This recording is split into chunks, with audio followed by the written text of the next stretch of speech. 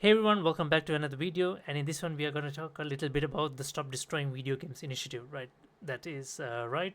Um, so, this initiative started last month, but this addresses an issue that has been happening fairly for the last couple of years, not couple of years, but last few years, 2 3 years. Like there's been an ongoing issue regarding the proper ownership of the game, right? Which is like you pay full price for it, and then you expect to be able to play the game whether online or offline, whatever, right?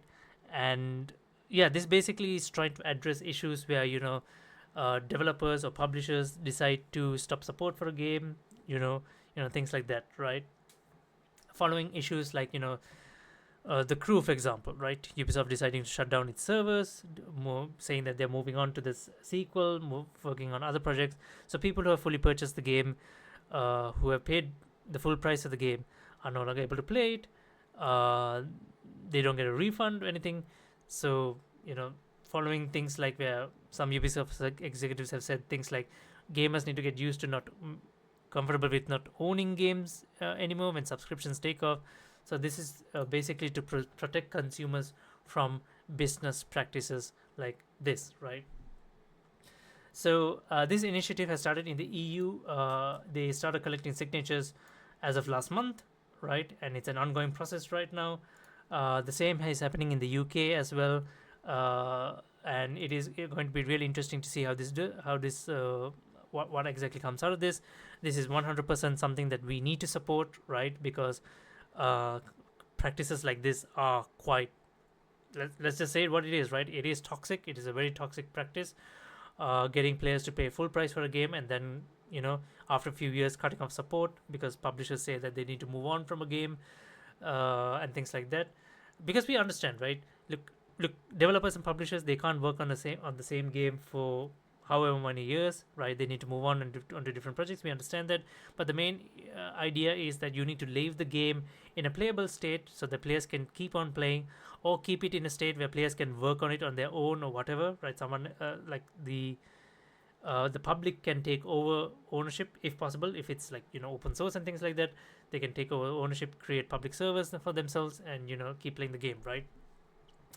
So I'm going to read through the objectives of the initiative so that I can kind of like help you guys understand what is it about, although I did just explain it. Objectives: this initiative calls for to require publishers that sell or license video games to consumers in the European Union or related features and assets sold for the video game they operate to leave said video games in a functionable playable state. Specifically, the initiative seeks to prevent the remote disabling of video games by publishers before providing reasonable means to continue functioning of said video games without the involvement from the side of the publisher. The initiative does not seek actual ownership of said video games, associated intellectual rights, or monetization rights. Neither does it expect the publisher to provide resources for the said video game once they discontinue it while leaving in a reasonable, functional state.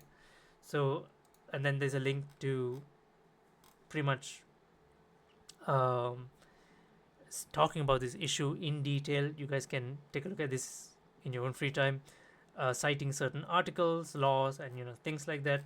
So yeah, I mean, the problem is very simple and straightforward.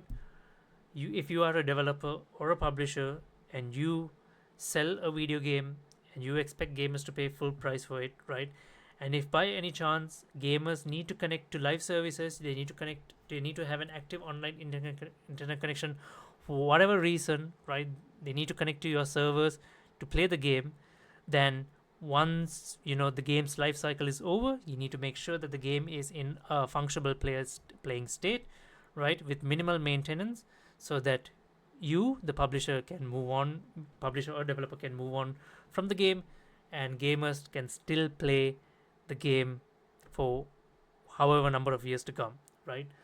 That or you need to enable means in which the public, the gamers, can kind of like take it upon take it upon themselves to create means in which they can play the game in an offline state or whatever, right? And this has nothing to do with monetization or taking ownership of the game. It's just that they want to create means that enables them to like play the game moving forward once the publisher or the developer has moved on, right? So that's the gist of it. That's the gist of the initiative. This is 100% something that all gamers need to support. We need to support, protect consumers from toxic practices like this, ensure developers are not able to pull off shenanigans like this, right? We pay full prices for games. Prices for games are steadily on the increase, right? Base game prices went from 50 to 60 to 70, and now this year games are hitting 80, right? They're hitting the 80 base price, right? So games are getting much more expensive as years go on, so we are paying hefty amounts for games. So we need to make sure that games are available to players, regardless whether developers or publishers decide to move on from them, right? So yeah, that's about it. I'll put the links for the initiatives in the description below, so you guys can take a closer look at it and support if you decide to do so. And yeah, so yeah, that's about it. And it'll be interesting to see. I'm positive that we can get changes out of this, but I just thought that it is good to kind of like highlight this and mention that this is ongoing right now, and so people are aware of it, right? So yeah, I'll see you guys in the next live stream or video. Then till next time, bye bye.